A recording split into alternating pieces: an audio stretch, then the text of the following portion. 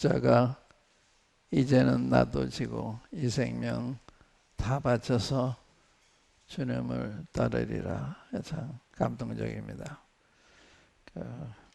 이때 아주 합당한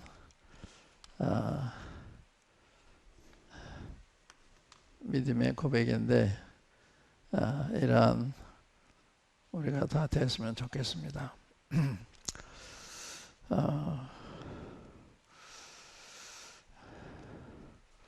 오늘은 그 사도행전 12장 교회가 아주 곤경에 빠져 있을 때 교회의 간절한 기도가 놀라운 주님의 능력을 보게 하는 이런 장면입니다. 아주 간단한 교회가 예루살렘에 흉년이 들어서 경제적으로 어려운 아마 식생활에도 매우 어려웠을 것입니다. 그래서 사도 바울이 유럽에 있는 교회들에게 예루살렘 교회 성도들의 가난한 사정을 얘기해서 모금을 해가지고 바울과 바나바가 예수 방문해서 그 부조를 전달한 바로 그 무렵에 또 헤롯 왕이 교회에게 핍박을 가해서 야고보를 죽이고 베드로에게 가둬놓고 6절 후에 처형하려고 하는 이러한 긴박한 교회가 파멸될 것 같은 이러한 상황에 처해 있을 때 일어난 일입니다. 우리는 아직 이와 같은 경험을 하지 못했지만 이러한 일이 우리 앞에 다가올 수도 있습니다. 헤롯 왕이 그 왕의 권세를 가지고 야고보를 칼로 죽이고 베드로를 옥에 가뒀습니다. 이것이 자기 정치적으로 유리하다고 생각을 했어요. 왜냐하면 유대인들이 그리스도인들 그렇게 핍박하는 것을 좋아하기 때문에, 기뻐하기 때문에 그런 일을 했습니다. 이 정치인들, 믿지 않는 사람들,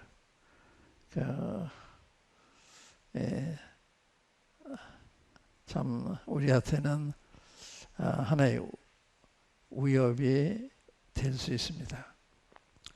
다 그런 건 아니지만 잠재적인 위협이 될 수 있어요. 믿지 않는 사람은 다 저쪽 편이기 때문에, 다시 말해 사탄의 편이기 때문에 때만 되면 우리에게 이러한 압박을 가올 수가 있습니다. 그래서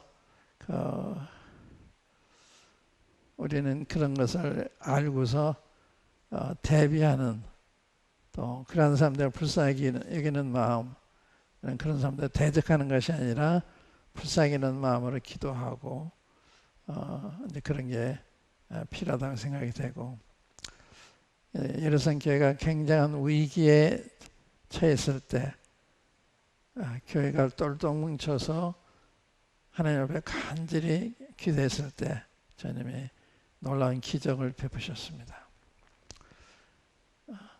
그러니까 주님이 더 강하신 거죠.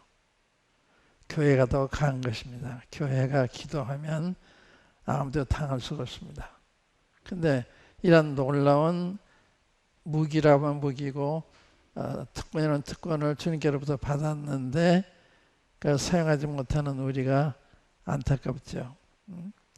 기도하면 많은 일이 바뀌는데 그런 기도를 행사하지 못하는 오늘날의 교회, 우리가 참 주님 앞에 죄송한 마음 뿐입니다.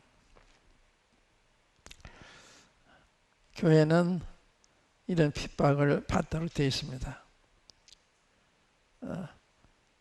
세상에 나를 핍박하기 때문에 너희도 핍박할 거다. 또 내 말을 들었기 때문에 너희 말도 들을 거다. 이게 주님 말씀입니다. 세상이 너희를 미워하면 너희보다 먼저 나를 미워한 줄 알아라. 너희가 세상에 속하 있으면 세상이 너희를 사랑할 것이지만 세상에 나의 택함을 받은 자인 거로 세상이 너를 미워한다. 주님 말씀이에요. 그렇기 때문에 그 이상을 우리가 기대할 수가 없는 거죠. 믿지 않는 사람은 우리 가족이라도 때로는 위협이 될 수가 있고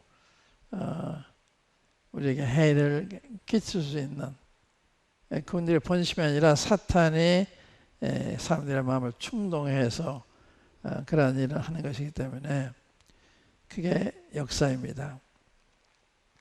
그래서 내 집안 씨가 너희 원수리라 주님 그런 말씀도 하셨죠. 우리 사도행전 12장 한번 열어보겠습니다. 그리고 사도행전 강해 12장 이게 몇 장인가요? 사도행전 12장인데 거기서 해설이 197페이지 예루살렘 교회 권경과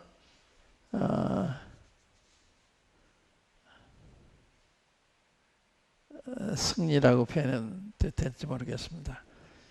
예루살렘 교회의 권경과 승리. 한번 제가 몇 말씀을 읽어볼게요. 사도행전 12장.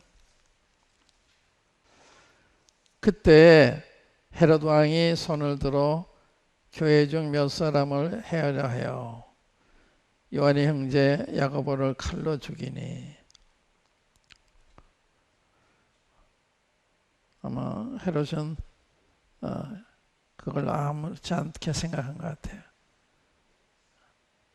단순한 사람을 죽인 게 아닙니다. 하나님의 종을 죽였습니다. 그가 믿는 사람이기 때문에 죽였어요. 믿는 사람이 어떤 잘못을 해서 그렇게 한 것이 아니라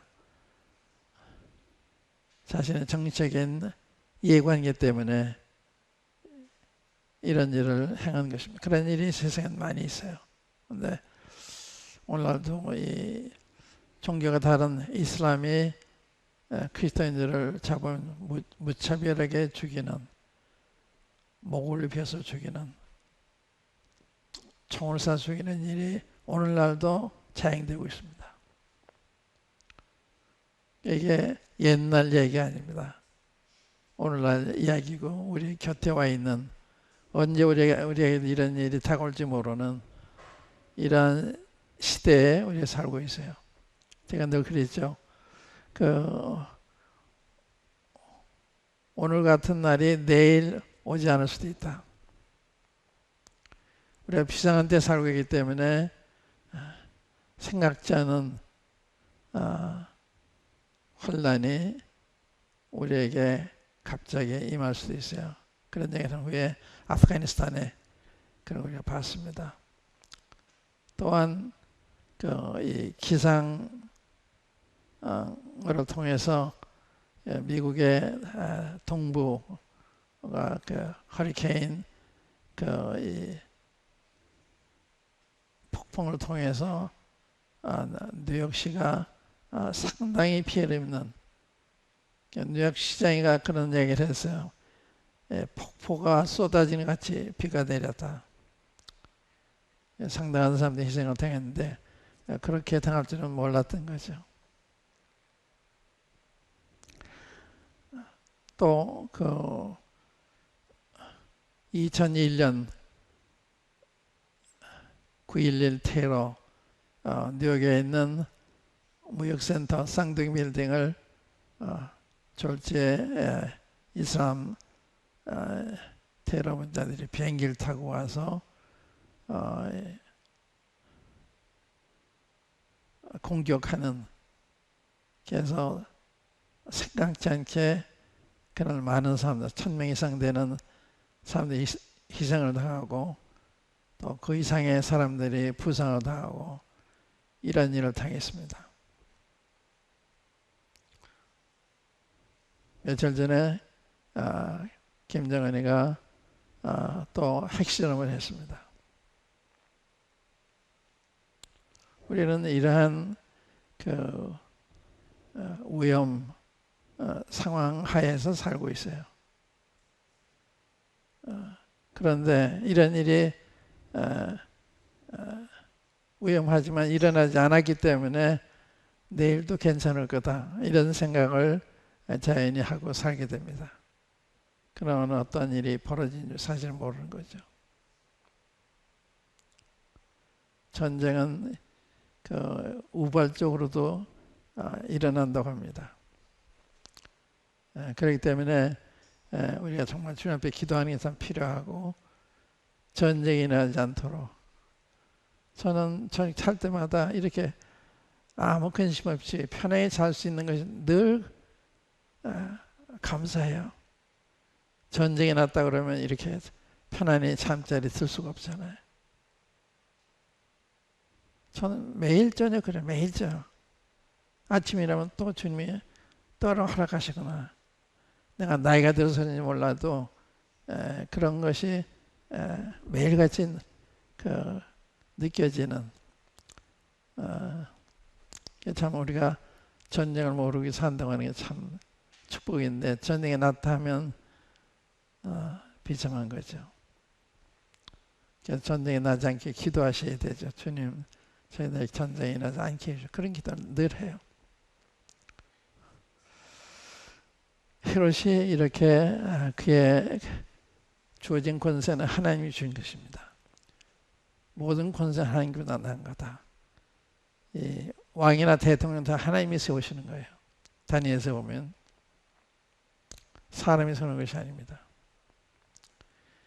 우리들의 상태에 따라서 좋은 통치자를 세울 수도 있고 또 나쁜 통치자를 세울 수도 있고 다 하나님이 하시는 거예요. 그러니까 우리는 우리 자신 돌아보고 주님 앞에 잘하는 주의 말씀으로 돌아와서 주님을 의지하는 이게 굉장히 필요한 건데 오늘 이 기도하는 성도들의 상태가 참 부러웠습니다. 여기 이제 읽어볼게요. 3절 유대인들이 이 일을 기뻐하는 것을 보고 베드로도 잡으려 할세 때는 무교절일이라 잡음에 옥에 가두어 군사 내식인 내 배에게 맡겨 지키고 6월절 후에 백성 앞에 끌어내고자 하더라.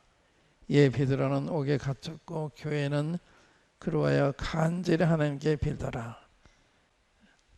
이게 교회가 간절하게 빌었다. 이게 다른 거예요. 우리 기도하잖아요. 많은 기도가 응답받지 못합니다. 이 기도는 응답받아요. 들은 게 뭐냐? 간절히 기도했다. 베드로는 옥에 갇혀 교회는 그러자 간절히 하나님께 빌더라. 간절히. 이 간절한 이 마음의 상태는 깨끗한 마음, 의로운 마음, 정직한 마음, 하나님 앞에 영적으로 건강한 상태. 그래서 즐거운 일은 즐거워하고 슬픈 일은 슬퍼하는 주님은 그러셨잖아요. 내가 이 세대 무엇으로 비유할꼬? 사람들이 피를 불어도 춤추지 않고 애국하여도 슬퍼하지 않는 세례관이 와서 금식하니까 금식한다고 뭐라 그러고 주님이 와서 금식 안 하시니까 안 한다고 또 뭐라 그러고 그래서 이 종잡을 수 없는 게 세상입니다.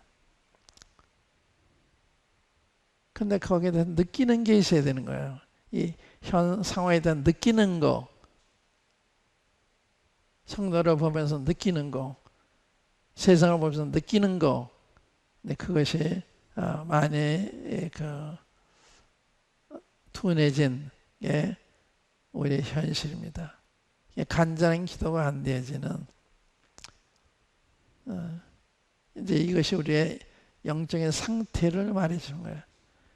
간절히 빌더니 간절한 마음으로 말씀을 받고 말씀하실 때 간절한 마음으로 사모하는 마음으로 갈급한 마음으로 그런 상태.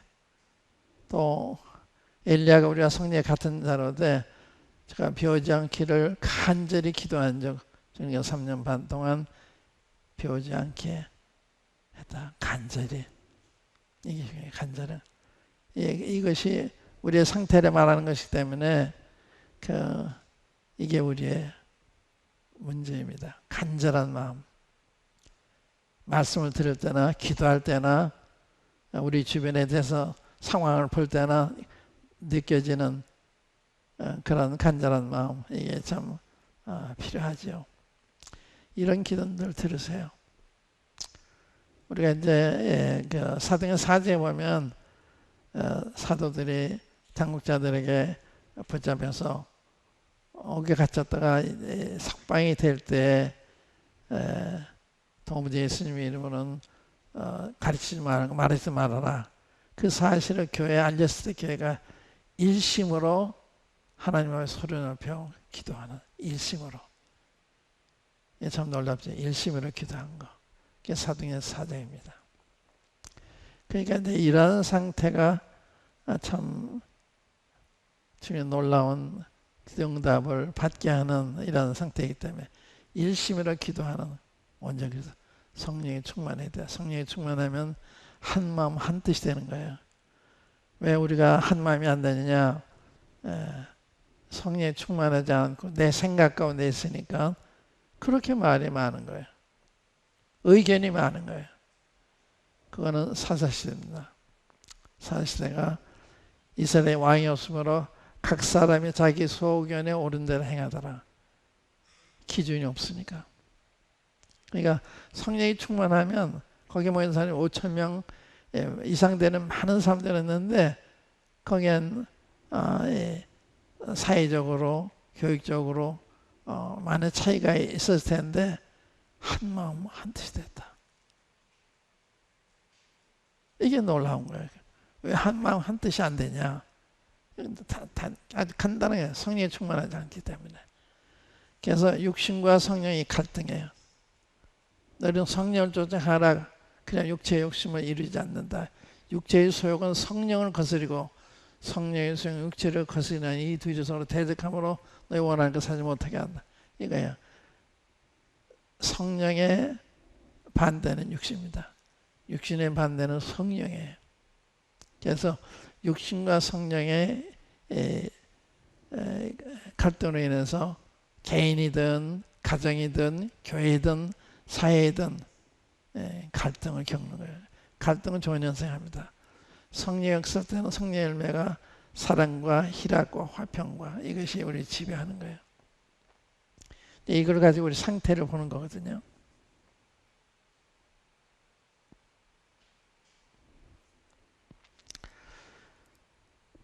이 간절하게 빌었다. 이것이 상황을 변화시킨 거예요. 베드로를 옥에서 풀려나게 한 것입니다. 기적 중에 기적이에요.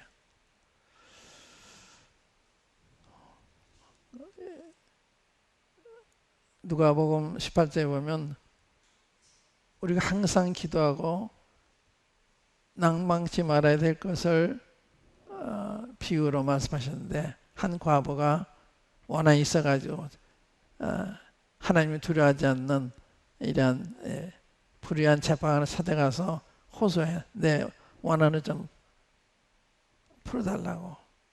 근데 안 들어요. 자꾸 가서 얘기하니까 내가 들어주지 않으면 자꾸 나를 괴롭힐 테니까 들어주자. 그리고 들어줬다는 비유를 가지고 하물며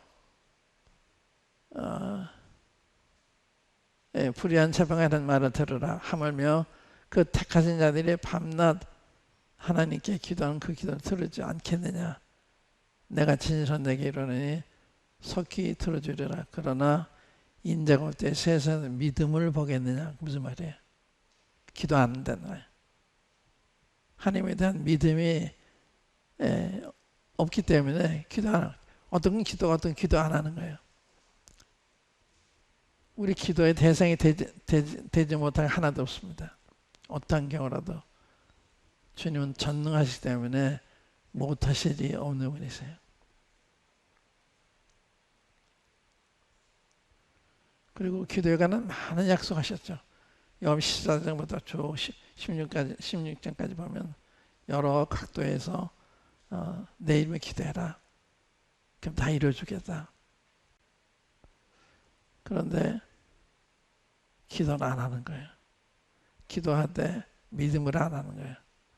그런 것은 받을 줄로 생각지 말라. 이렇게 말씀하고 있습니다. 그러니까 지금 이 성도교회가 앞으로 어떠한 교회가 되냐는 것은 기도와 연관이 있어요. 어떠한 마음으로 기도하느냐. 참 여러분들이 기도하는 거 보면 참 훌륭한 게 많아요. 제게 감동이 되는 게 많습니다. 여러분들이 선교사를 위해서, 북한을 위해서, 나라를 위해서 기도하는 이 기도.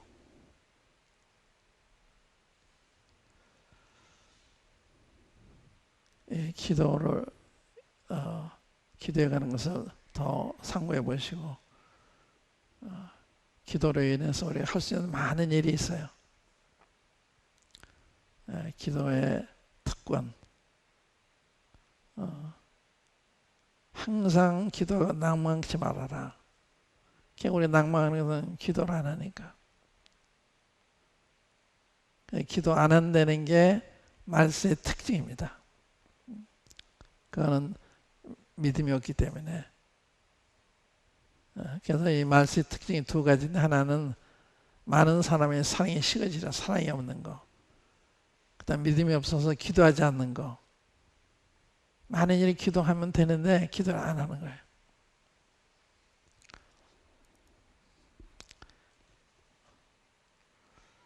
여기 이제 제가 그 해설한 거 한번 읽어볼게요.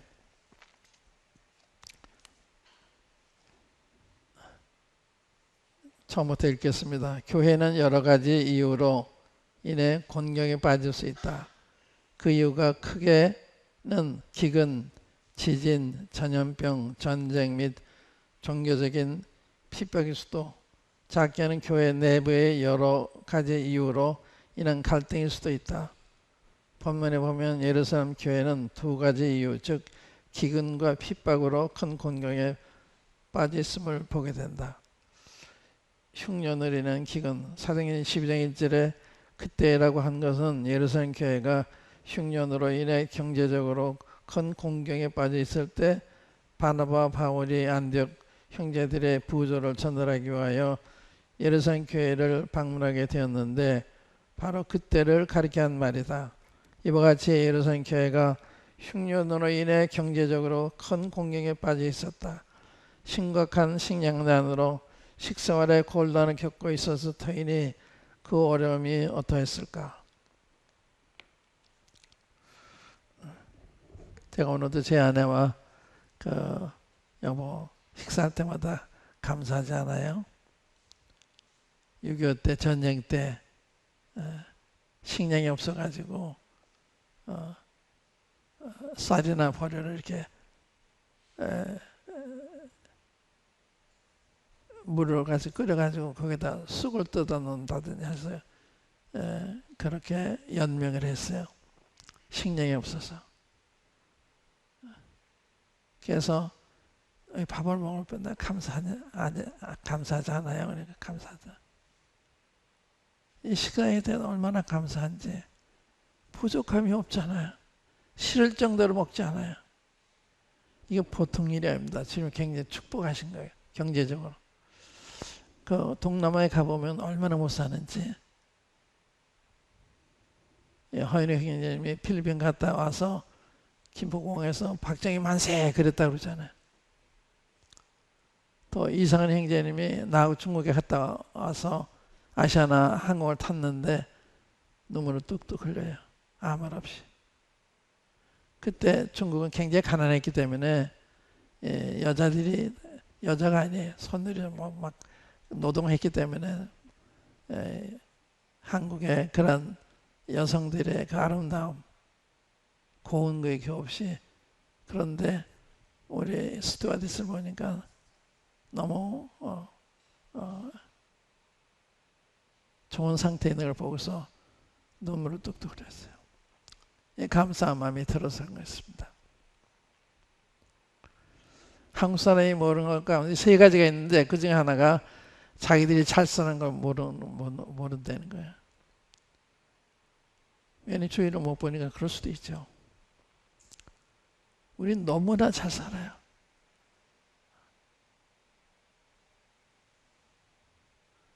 그 원다남이라고 그 엠마 성리학교 통신하기 시작한 분인데 그분이 20년 만에 한국에 오셨을 때 그 부부가 입을 딱딱 벌리면서 놀래요.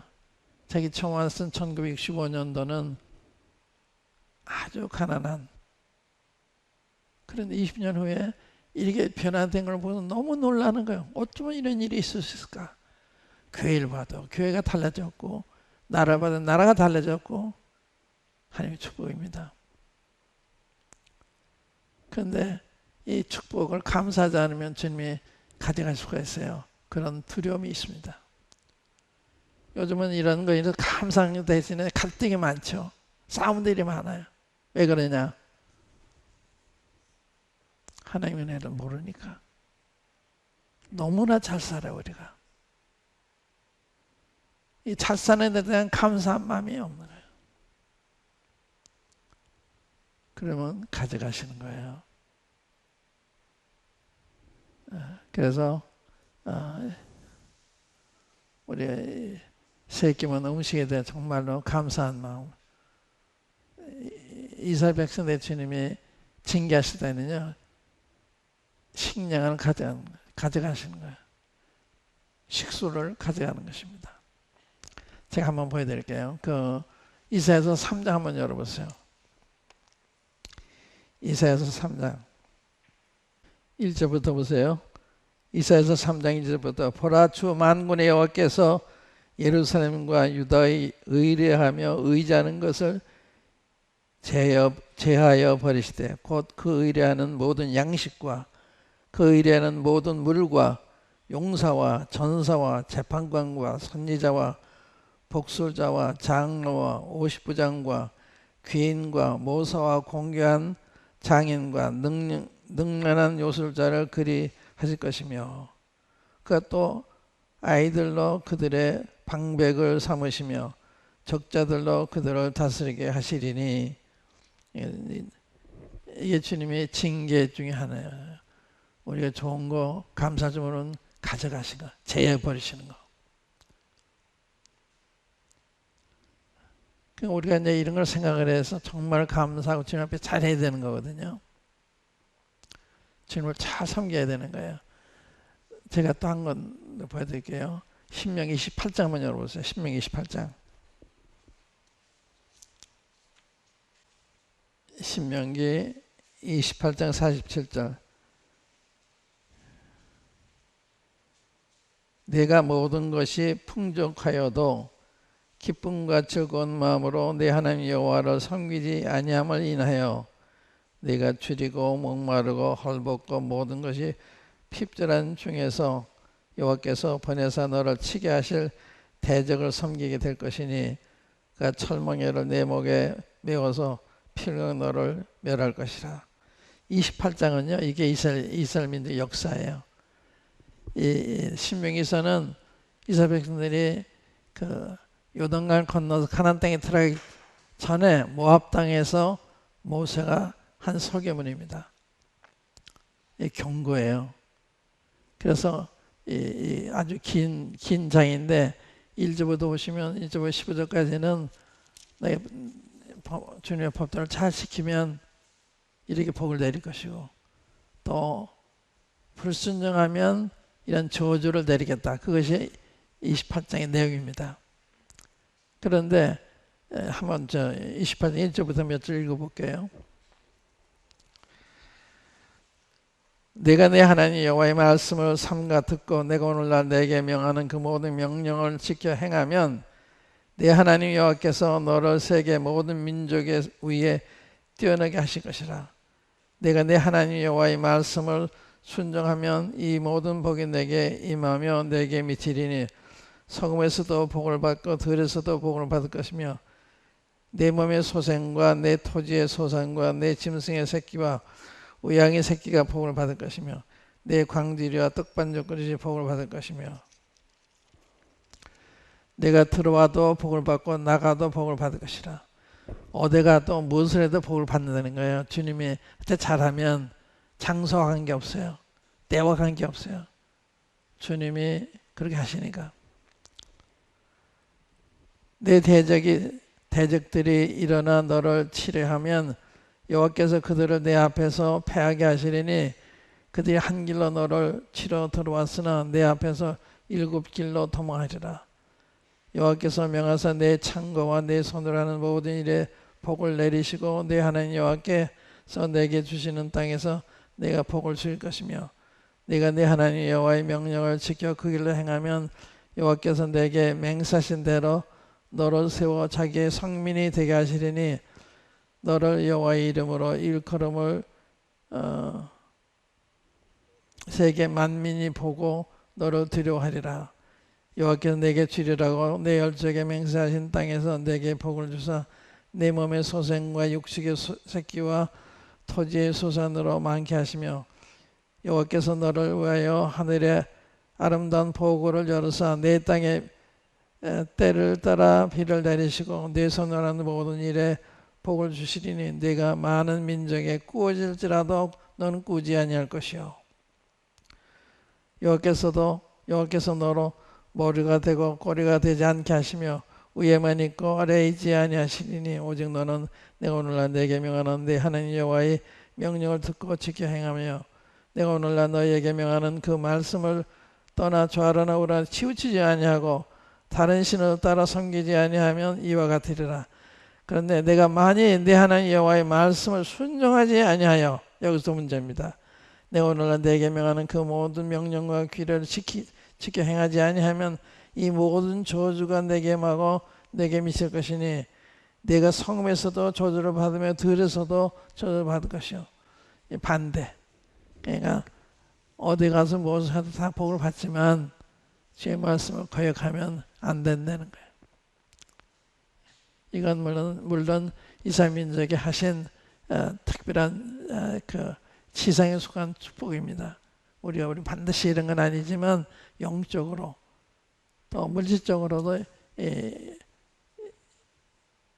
똑같진 않지만 주님이 남에게 꾸어줄지라도 꾸지 않는 이런 사람이 되는. 저는 주님만의 의지하고 살았습니다. 한 60여 년 동안 저는 꾸는 일을 하지 않아요. 남에게 주고 하되 꾸는 일을 하잖아요. 언제부턴가 제가 종지 돈을 빌리다가 안 빌렸어요. 뭐 수십 년 전인데 안 빌리게 했어요. 왜냐하면 주님이 안 주시는 그만한 이유가 계셔서 안 주시는 거기 때문에 인위적으로 해결하는 게 옳지 않다. 그래서 꾸지 않기로 했는데 그때부터 한 번도 꾼 적이 없어요. 근데 어린 적에 특별히 두 번 있었는데 한 번은 제 여동생이 고등학교 3학년일 때 그때 제가 이제 직장에 나와서 학자금을 주지 못하게 되니까 학교에서 연락이 와요. 계속 언제까지 등록금을 내지 않으면 졸업하지 못한다. 물론 돈을 빌리면 낼 수가 있어요. 그런데 난 빌리지 않기로 했기 때문에 그래서 이게 졸업 못한다니까 안타까워서 돈을 빌려달랄까 말까 이렇게 돈을 빌려줄 수 있는 형제님한테 얘기를 제가 안 했어요. 왜 안 했냐? 주님 따라가면 고문도 당하고 순교도 당하는데 뭐 학교 졸업 못할 수도 있지 하고 안 빌리고 했는데 기적이 일어났어요. 그다음 아침에 일어났는데 제 동생이 그 아침 식사를 하면서 어저께 담임 선생님이 교무실 오라고 그러더니 아이들이 신문을 팔아서 등록금 마련했으니까 갖다 내라 그러더래요. 내가 우리 오빠한테 물어보겠습니다. 그게 저한테 하는 거예요. 그 주님 주신 거다. 죽으려고 그러니까 살게 하신 거예요. 그런 경험했고요. 그러니까 주의 말씀대로 하려고 그러면 주님이 기적을 베푸신 거예요.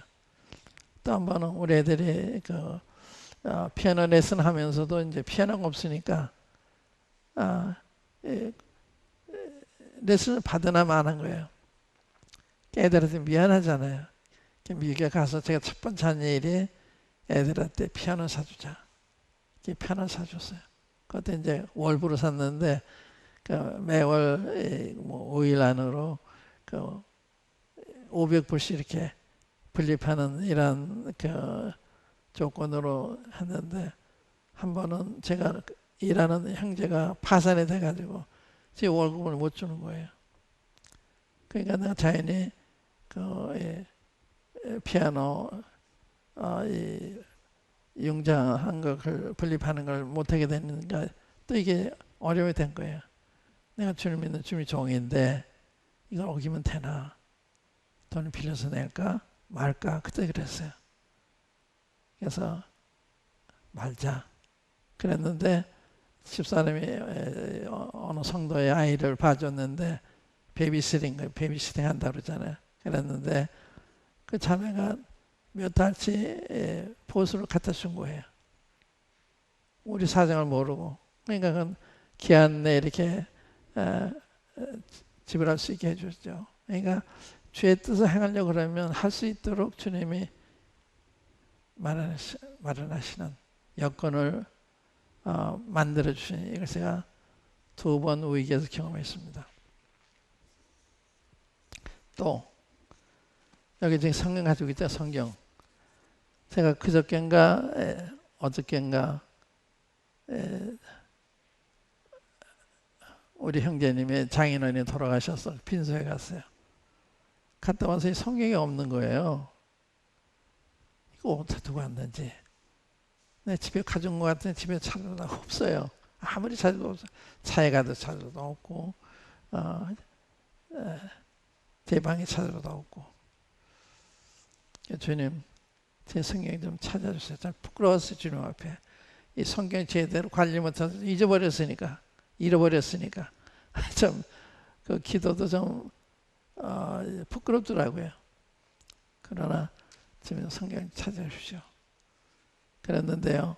그 빈소에 이제 저 도와주는 자매가 갔어요. 거기 좀 나간 길에 좀 들려서 알아보라고. 그랬는데 이걸 어디다 준지 모르고 어떻게 찾아요?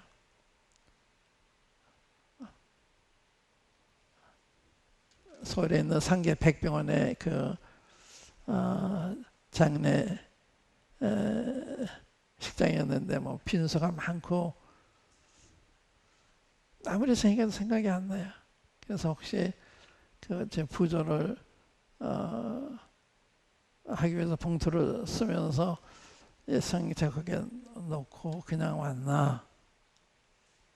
그런데 우리 자매님이 가가지고 얘기했는데 그런 거 없는 거예요.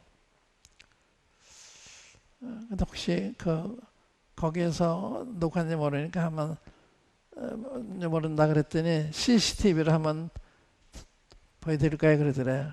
보여달라고. CCTV를 통해서 내가 이 카드 들어온 게 있어서 카드 들어간 그 다음에 이걸 두고서 그냥 내가 빈소로 간 거예요. 그렇지만 또 그게 어디에 있나요? 그렇게 다 했지만 찾을 길이 없는데 그래도 쓰레기통에 버린지 모르니까 그 현장에 같이 가보자고. 현장에 가서 없는 거죠. 그런데 그분이 부조 쓰는 그 테이블 밑에 사람이 있는데 그 여러분 내기에 있는 거예요. 주님이 찾아주신 거예요. 저는 기도를 난 크레딧 카드 잃어버렸을 때도 주님이 찾아주시는. 주님 찾아주세요. 주님이 어디 있는지 아시잖아요. 그러니까 지금 여기 딴 얘기입니다만은 신명기서에 남에게 구워주자 꾸진 않는다. 이건 우리한테도 사실이 돼요. 전 그걸 경험했으니까. 그러니까 주의 말씀을 순종하는 거 굉장히 중요한 거예요. 그때 주님이 우리 기도를 들어주시기 기뻐하시고 우리에게 복 주시기 기뻐하시고 너희는 먼저 그의 나라 그의 의를 구하라. 그래 이 모든 걸 더해 주신다. 의식 문제를 지금 해결했던 약속이잖아요. 저 그 말씀 믿고서 제가 직장을 그만두고 전 야간 학교 다니다가 주간 학교로 갔는데 그게 1960년도인가 그래요. 지금 몇 년도 지금까지 주님은 부족함이 없이 제 필요를 공급하시고 넘치게 공급하시고 주님은 지금도 살아계 저는 매주 주님의 살아계를 경험해요. 그러니까 남한테 주는 게 아깝지가 않아요. 내 걸 주는 게 주는 걸 드리는 거니까 필요한 사람에서 제가 주기를 좋아해요. 그럼 주님이 다 보상하세요. 그러니까 여러분들이 이렇게 드리는 거는 잃는 거냐 아니에요. 드리는 거는 받는 것입니다. 우리가 이 밀 하나를 심으면 하나는 없어지겠지만 거기서 수십 배 이상이 맺잖아요. 주는 게 받는 겁니다. 그러니까 이제 교회도 개인도 그렇고 교회도 그렇고 이렇게 주는 일에 풍성하면 주님이 그만큼 물질적으로 축복하시는 거예요. 아마 여러분들이 그런 경험을 하실 거예요. 여러분들이 헌신된 교회이기 때문에. 그래서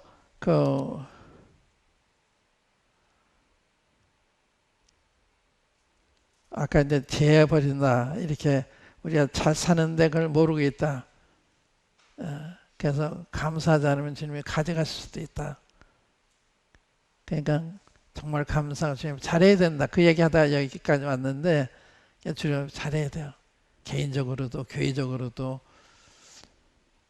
그게 우리의 경제생활을 보장해 주는 거예요.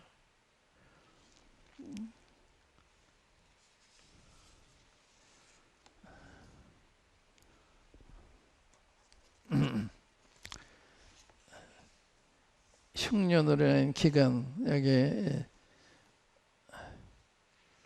식량년으로 어려운데 또 이 헤롯 왕이 교회 지도자들 야고보를 죽이고 또 베드로 옥에 가뒀어요. 그러니까 훌륭한 두 지도자를 이렇게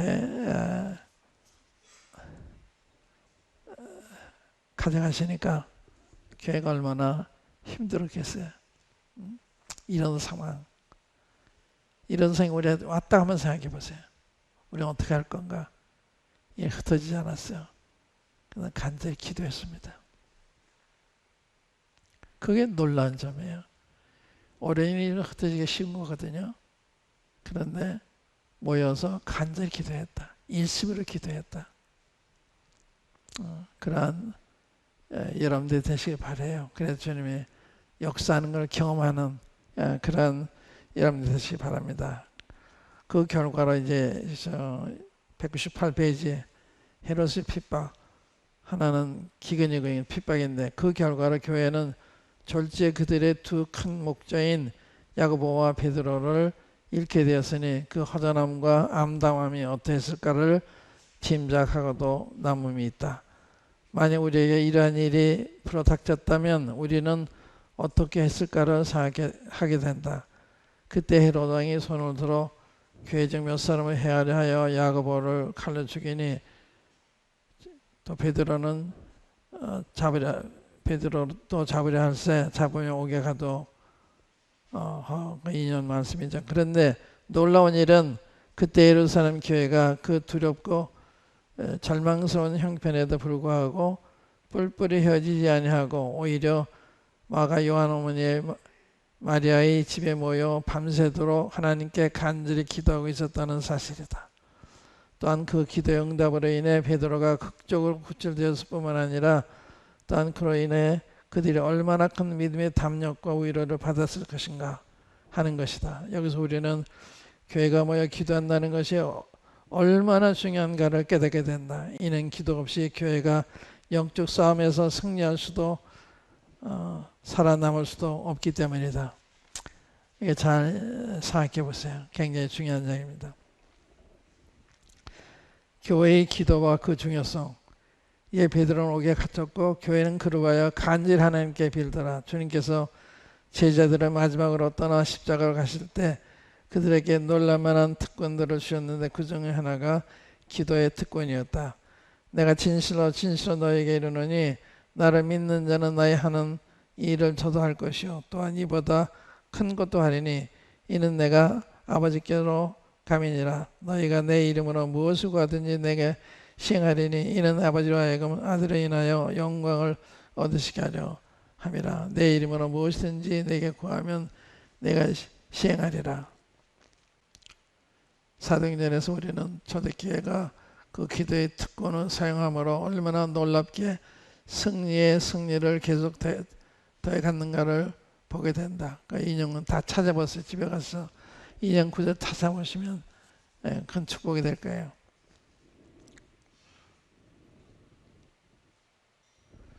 기도는 교회를 대외적으로 강하게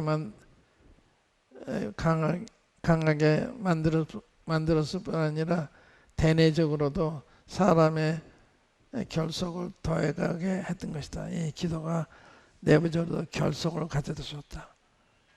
이렇게 중요한 것은 단순히 기도가 아니고 이 기도를 통해서 우리 한마음 한뜻이 되는 거예요. 대외적으로도 참 이 교회를 지금 사용하시는 이런 걸 나타낼 수 있고, 여기서도 예를 들어서 교회가 그 기도의 특권을 사용함으로 인간의 힘으로는 도저히 불가능한 환경에서 베드로를 놀랍게 구출받게 한 사실을 보게 된다. 이는 하나님께는 능치 못하심이 없기 때문이다. 이로써 우리는 사도행전 12장 6절 19절을 통해 교회의 간절한 기도가 하룻밤 사이에 얼마나 놀라운 상황의 변화를 가져오게 할 수 있었는가를 깨닫게 된다. 이것이 교회의 기도가 주님의 일에 있어서 얼마나 중요한 비중을 차지하며 또 차지해야 되는가를 깨닫게 된다. 깨닫게 해준다. 간절히 하나님께 빌더라. 이것이 기도응답의 비결이었다. 하물며 하나님께서 그 밤낮 부르짖는 택하신 자들의 원한을 풀어주지 아니하시겠느냐? 저에게 오래 참으시겠느냐? 내가 너에게 이르노니 속히 그 원한을 풀어주리라.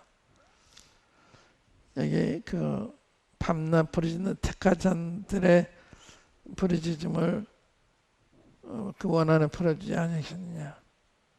저에게 오래 참으시겠냐? 내가 너에게 이르노니 속히 그 원한을 풀어주리라. 그러나 인자가 올 때 세상의 믿음을 보겠느냐? 기도하지 않는다는 거예요. 기도 안 했기 때문에 이러한 놀라운 그 주님의 역사를 우리가 많이 못 보는 거죠. 기도, 간절한 기도, 일심을 하는 기도, 이게 굉장히 중요한 거예요. 이런 것을 회복하면 사도행전 공부하는 보람이 있는 거죠. 사도행전 내용을 파악하기 위해서 공부하는 게 아니에요. 그들의 믿음을 본받고 감화를 받고 변화 입기 위해서 공부하는 게 아니겠어요. 엘리야의 놀라운 기도 응답도 간절한 기도의 중요성을 일깨워주는 또 하나의 예가 된다. 하지만 간절한 기도는 엘리야와 같이 타협 없는 의로운 삶, 하나님과의 친밀한 삶 속에서 솟아나는 것임을 깨달아야 한다. 이 간절한 마음은 그저 타협하는 삶, 그런 마음이 사는 게 아니라 엘리야와 같이 타협 없는 의로운 이런 삶에서 솟아나는 거다. 그러니까 우리의 사생활이 굉장히 중요한 거죠. 독자 교제하고 있는 교회도 간절히 기도하고 있으며 기대 응답도 꾸준히 받고 있는지 점검해 볼 필요가 있을 것이다.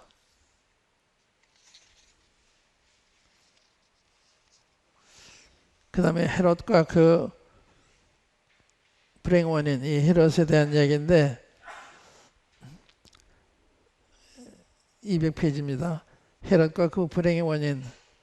헤롯은 왕으로서 권세와 지위와 부와 명예를 한손에 쥐고 있었다. 그것은 그에게 특권인 동시에 그 특권을 누리는 만큼의 무거운 책임을 의미했다.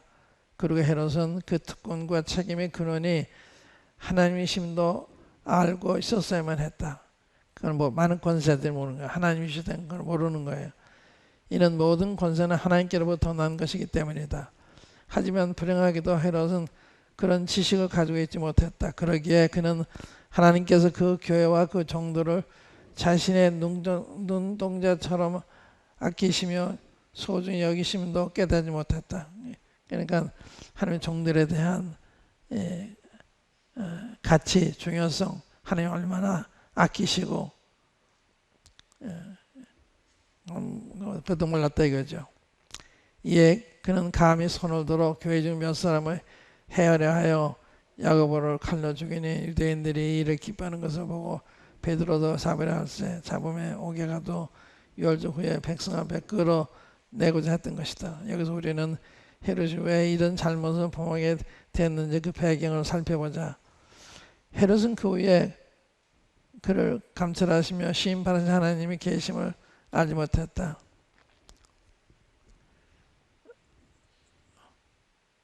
예, 그 관련해서 몇 말씀 찾아보겠습니다. 시편 33편 13절 15절 찾아보세요. 시편 33편. 여호와께서 하늘에서 감찰하사 모든 인생을 보시며 곧 그 거하신 곳에서 세상의 모든 거민을 하감하시도다. 저는 일본의 마음을 지으시며 저희 모든 행사를 감찰하시는 자로다. 이런 분이 하나님이. 우리 눈을 만드시면 우리를 못 보신다고요? 다 보고 계세요. 우리 마음, 동기까지 다 보시는. 다른 말씀 찾아보시기 바랍니다. 그러므로 저희 눈앞에 하나님의 두려움이 없느니라. 그러니까 헤롯이 하나님의 두려움이 없는 것은 이런 하나님을 모르고 있기 때문에 자기 행하는 거 생각하는 거 다 주님 알고 계시는데 그걸 모르기 때문에 그런 일을 행하는 거죠. 그러므로 저희 눈앞에 하나님의 두려움이 없느니라는 말씀이 그를 두고 한 말씀이 되었다. 헤롯의 하나님에 대한 무지가 그로 하여금 그렇게 미련하고 위험한 행동을 하게 한 것이다. 이처럼 오늘날도 무사람을 감찰하시며 그 행위대로 심판하시는 하나님을 알지 못함으로 그렇게 미련스럽고 위험한 행동을 하다가 하나님이 진노의 손에 벌을 받고 자신들의 과거를 후회하며 살아가는 사람들이 얼마나 많은고. 여러분들 이 세상 사람들이요 그 하나님에 의해서 이런 징계를 받고 고통을 겪고 있는 사람들 지금도 많이 있어요. 그런데 하나님께로부터 온 걸 모를 수도 있어요. 다 연관이 있습니다. 다 모든 병이나 모든 환난이 하나님께로부터 오는 것은 아니지만 징계가 아니지만 그런 것이 많이 있다고 하는 거. 그러니까 혹시 뭐 잘못되어 지금 이런 일이 허락하신 게 아닌가 이렇게 생각할 필요는 있어요.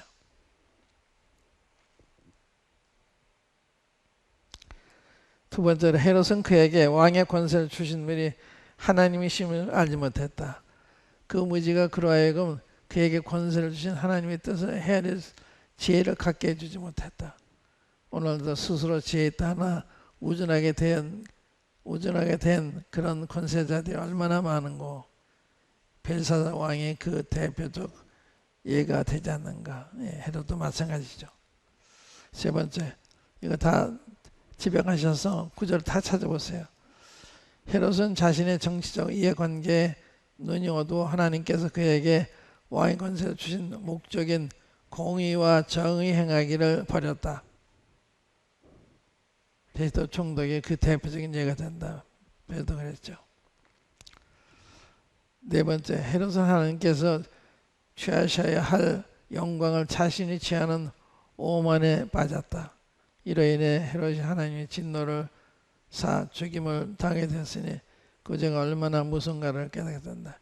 영광 하나님께 돌려야 되는데 자기가 받는 거 충에 먹으면 죽잖아요.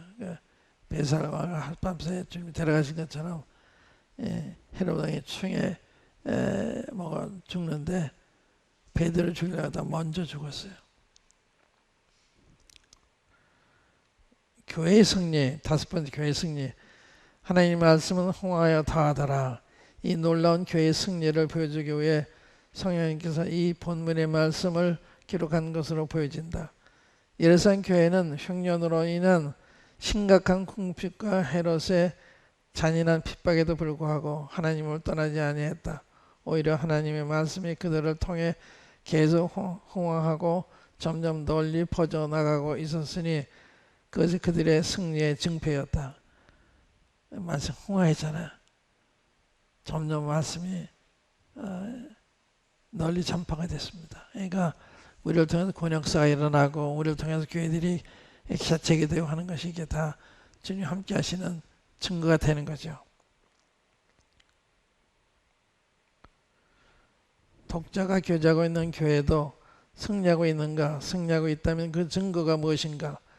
교회가 계속 하나님의 말씀을 증거하여 구원의 역사가 여기저기서 일어나고 있다면 그것은 그 교회가 승리하고 있다는 뚜렷한 증거가 되는 것이다. 그때 그 교회는 예루살렘 교회처럼 하나님의 말씀은 흥황하여 더하더라 는 증거를 얻게 될 것이다. 다시 읽어보시면서 묵상해 보시면 겉으로 보면 12장에 이런 기본 의미가 있는 걸 모르고 지나갈 수가 있잖아요.